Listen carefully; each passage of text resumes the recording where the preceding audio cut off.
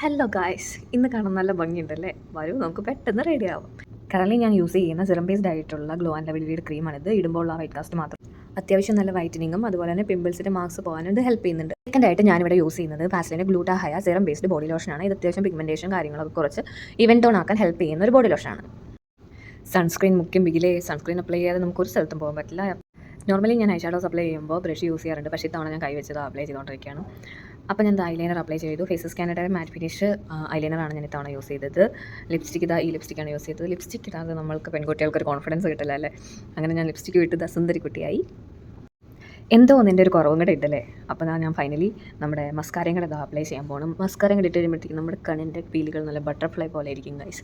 Blush ഇടാതെ അന്നത്തെ ദിവസം നമുക്ക് ബ്ലഷ് ചെയ്യാൻ എന്തായാലും പറ്റത്തില്ല. അപ്പോൾ ഞാൻ കുറച്ച് ബ്ലഷും കൂടെ വാരി വിതറി എൻ്റെ സൈഡിൽ രണ്ട് സൈഡിലും അപ്ലൈ ചെയ്ത് എൻ്റെ ഐലൈനറിൻ്റെ ഏരിയയും കൂടെ കവർ ചെയ്ത്.